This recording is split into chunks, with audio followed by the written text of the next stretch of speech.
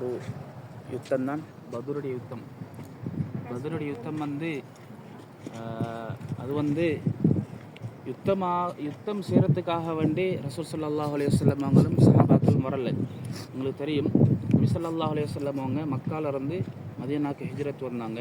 இந்த பத்ர் யுத்தம் நடக்குது ஹிஜ்ரி 2 நபி ஸல்லல்லாஹு அலைஹி வஸல்லம் மதீனாக்கு 2வது வருஷம். இந்த ஹிஜ்ரி 2 தான் ரமலானும் கடமையாக்கப்படுது. ஹிஜ்ரி 2 தான் நோன்பும் கடமையாக்கப்படுகிறது. இப்போ நபி ஸல்லல்லாஹு அலைஹி வஸல்லம் அவங்களும் சஹாபாக்களும் மக்களை நோன்பு நோட்டு கொண்டிருக்கிறாங்க. இந்த நேரத்தில் அபு சுஃபியான் மக்காலிருந்து ஷாமுக்கு ஒரு பிரயாண நோக்கமாக போய்த்து போகிறாருங்கிற செய்தி நபி ஸல்லல்லாஹு அலைஹி வஸல்லம் கிடைக்கிது.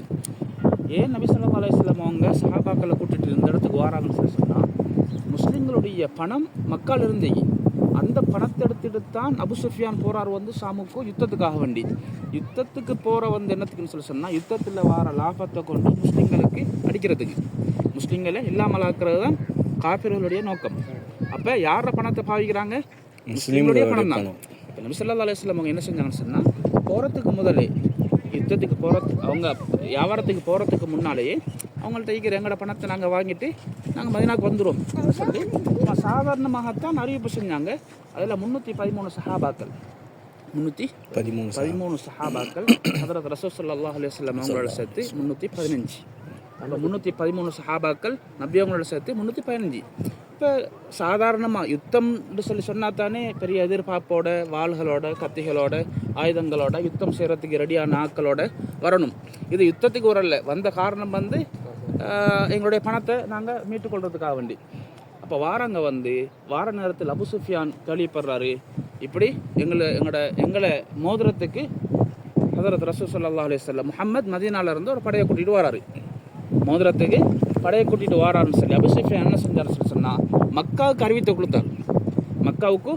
அறிவித்தலை கொடுத்தாரு. இப்படி எங்களோட யுத்தம் செய்கிறதுக்கு நபி வாரார், முஹம்மது வாரார்.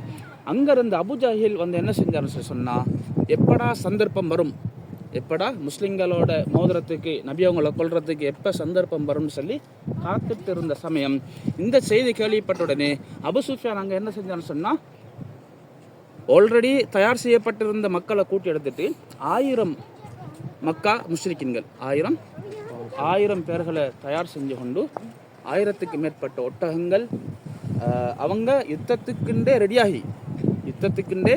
ரெடியாகி பெண்களோட ஆட்டம் பாட்டம் கூட்டு எல்லாத்தோடையுமே அவங்க என்ன செய்கிறாங்கண்டா இந்த இடத்துக்கு வராங்க.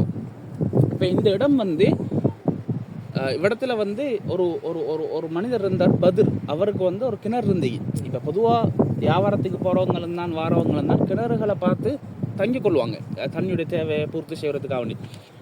அப்போ அந்த அந்த கிணறு இருந்தீங்க, அந்த கிணத்துடைய உரிமையாளர்ற பேர் தான் பத்ர். அந்த பேர் தான் இன்னும் இடத்துல வைக்கப்பட்டிருக்குது. இப்போ என்ன செஞ்சாங்கன்னு சொன்னால், நபி ஸல்லல்லாஹு அலைஹி வஸல்லம் அவங்க வார செய்தி அபு சுஃபியான் கேட்டு மெசேஜை கொடுத்தார் மக்காக்கு.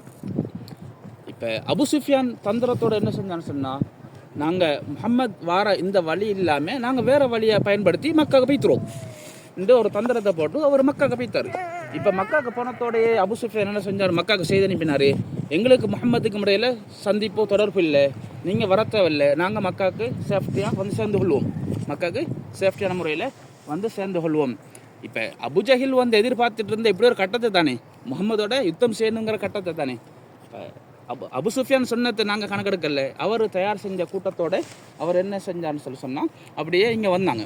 நபி ஸல்லல்லாஹு அலைஹி வஸல்லம் அவங்களுக்கு இந்த செய்தி கேள்விப்பட்டி, இப்படி அபு சுஃபியான் பெய்த்தார் மக்காவுக்கு. மக்காலிருந்து அபு ஜஹில் பெரிய ஒரு 1000 பேர் சேர்ந்த கூட்டத்தை கூட்டி எடுத்துட்டு எங்களோட போர் செய்கிறதுக்கு, யுத்தம் செய்கிறதுக்கு வாராரு என்பதாக. இப்போ நபி ஸல்லல்லாஹு அலைஹி வஸல்லம் அவங்க மசூரா செஞ்சாங்க சஹாபாக்களோட. ஏன்னு சொன்னால், இப்போ நாங்கள் யுத்தத்துக்கு வரலையே, நாங்கள் சும்மா சாதாரணமாக யுத்தத்துக்கு வரலையே தானே. இப்போ சஹாபாக்களோட மசூரா செய்கிறாங்க, இப்படித்தான் நாங்கள் வந்த நோக்கம் வேறு. இப்போ மக்காலிருந்து முஷ்ரிக்கீன்கள் எங்களோட யுத்தம் செய்கிறதுக்கு வராங்க. இப்போ என்ன செய்யும்? மசூராங்கிறது கட்டாயமாக செய்யப்படக்கூடிய ஒரு விஷயம். இந்த பத்ரில் நாங்கள் படிக்கக்கூடிய ஒரு கட்டாயமான விஷயம். அல்லாஹ் குர்ஆனில் சூரத்து ஷூரான்னு சொல்லி சூரத்து ஷூரா கட்டாயமாக நீங்கள் மசூரா செய்யணும். எந்தெந்த துறையில் என்னென்ன எங்களுக்கு தேவையோ அந்தந்த துறையில் பாண்டித்யம் பெற்றவங்களோட நாங்கள் மசூரா செய்யணுங்கிறது வந்து கட்டாயம். அதில் பெரிய ஒரு கயிறு அந்த மசூரா செய்கிறதுல வந்து பெரிய ஒரு நலவரிக்கை வந்து அப்போ நபி ஸல்லல்லாஹு அலைஹி வஸல்லம் அவங்க மசூரா செய்கிறாங்க. மசூரா செஞ்சால் இப்போ முதலாவது மக்காலேருந்து நபி அவங்களோட ஹிஜ்ரத் வந்தாங்களே மதீனாக்கு, அவங்க எழும்புறாங்க.